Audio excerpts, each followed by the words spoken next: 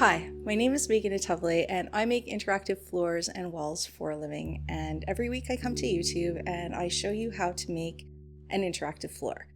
So this week I'm going to show you how to make this really cool Halloween dance floor. It lights up when you stand on it, and there's also music included in the effect that I'm not playing right now because I'm recording, but you can put in your own music and the volume will increase when people dance on the floor. So this is a really fun effect for parties. If you're planning your next Halloween party, definitely it's worth watching this video all the way through. And I will be posting links to all the equipment that you need and our setup guides in the description. If you're not sure how to do this, or you have questions after you've watched the video, please leave a comment or contact me directly at info@lumoplay.com. Now let's head over to my design computer and I'll show you how I made this effect. I'm using LUMOplay Maker to make my effect. There's two different licenses that you can get from LUMOplay, and Playmaker is the agency license, so it'll allow me to publish as many custom apps as I like without having to pay each time. But you can also do this with a Lumo Playground license. And if you just want to try these tools out for free without having to buy anything, you can download LUMOplay free and you will have access to all of the templates. You just won't be able to publish. So I'm going to start by going to Motion Maker and choosing the template that I'm going to be using today, which is this Disco Dots template. This is our dance floor template.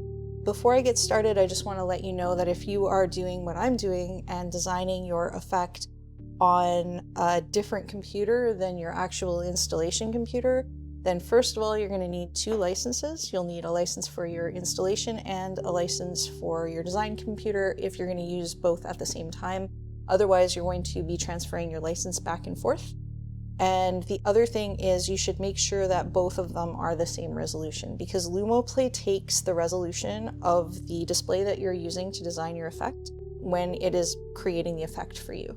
So if I'm working on a 4K resolution screen and I'm producing something for a 1920 by 1080 screen, then the effect is going to be much bigger than it needs to be, and it will waste a lot of time and it may not run properly or look right on the other display if the resolutions don't match up. So just something to keep in mind when you're designing something for LUMOplay.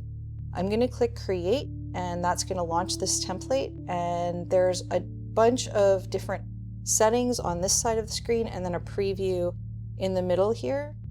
And there's also audio in this effect, so I'll turn it on really quickly.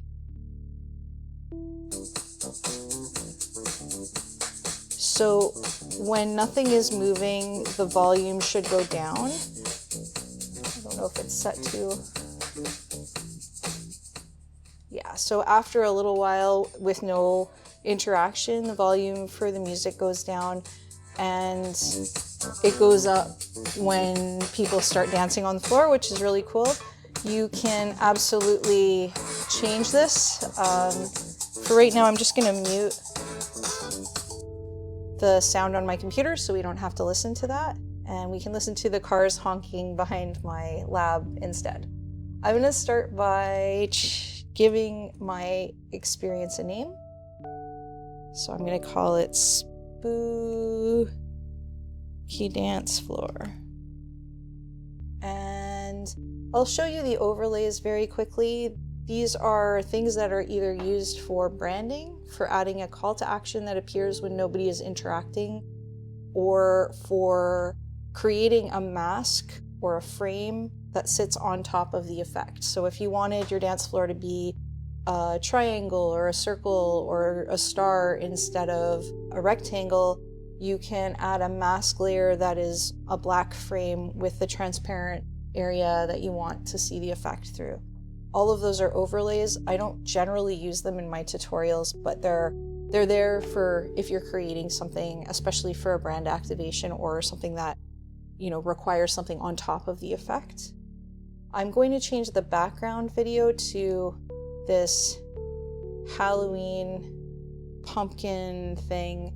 And one of the things that you'll notice right away is there's colors appearing on the screen, even though nothing is happening. I'm not actually interacting with the screen. And it's also kind of hard to see the video. So once your background video is added, you might see something like this and you might have to make some changes before you can see the video in the background. And you don't have to use a video, you can also just use images if you want to put an image behind this dance floor. I'm going to the shapes section next, and you can see there's a few different shapes that you can add. We have dots, hearts, diamonds, stars, and hexagons. I am going to choose diamonds for this effect because I think that's most in keeping with the kind of lines of a jack-o'-lantern's face. And to make the video show up a little bit more clearly, I'm just going to go to the bottom of this section and turn the glow intensity down to 0. And that's going to remove the glow that's behind the shapes because I don't want it there. And now all I need to do is kind of play with the size and spacing of my shapes and get that to the way I want it. And I can also change the colors. So we're gonna maybe put them a little closer together. And you can either choose to have the rows offset where the shapes are not in a row beside one another, or you can turn that off and you'll get more of a grid pattern. And then I'm just going to change these colors to more Halloween-y colors. So we'll start with a darker orange and then make it a little bit lighter. And then maybe lighter still. A nice yellow. And then I'm going to add a green. So if things get really crazy, you'll start to see some green, and just add a slightly darker green after that. And now it'll cycle through those colors whenever somebody is dancing and create this really fun interactive space around them. And then I can go to the shape behavior, and this is where you can affect how long these shapes are lit up and how long it takes for them to go back to their original color.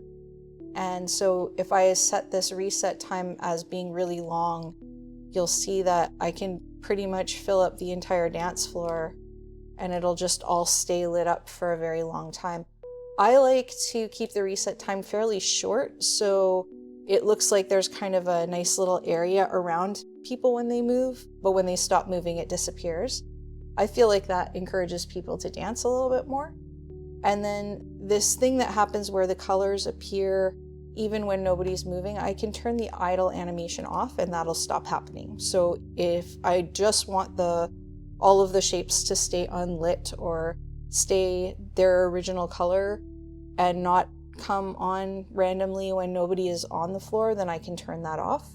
That's called the idle animation, and so you can turn it off and on. You can also affect how long it takes before it shows up and how fast it happens. So if I wanted to turn it back on again, have it come on immediately when there's no one on the floor, and then just like turn this up, then you're gonna see those little orange spots a little bit more often.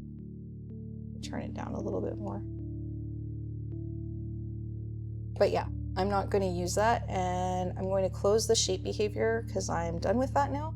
And then the last part is arguably the most fun part. That's where you get to add your own music. So let's go in here and I'll choose this sound that I got from our music licensor. We use Upbeat, and I will put the credits to this song on the game description when we add it to the website. It's a great little song. I won't be able to hear it because I turned my sound off, so let's turn that back on. So right now it's at the low volume because no one's interacting, and now it's louder. So if I want that low volume even lower, I can turn it down some more. That's completely off. I can make it quite quiet, and then I can also adjust how loud it gets when people are interacting.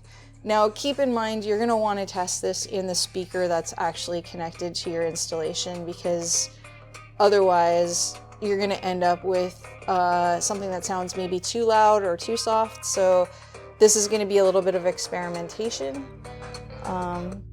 Turning my sound off again. But yeah, that's it. My effect is finished. I'm going to just click save and close this. And you'll see the thumbnail that it's made for my custom app. And I'm just going to click publish, and it'll give me a warning saying that once my app is published, I won't be able to edit it. So that's really important to know if you're making something. Just make sure that you are absolutely certain that your app is complete before you publish it, because you won't be able to edit it again once it's been published. If you're using the Playground license, you'll also be asked to pay for your app before you can publish it. So I'll just click OK, and it'll immediately start uploading the app to our server, and as soon as it's done, you'll be able to access what you've made in every single one of your installations.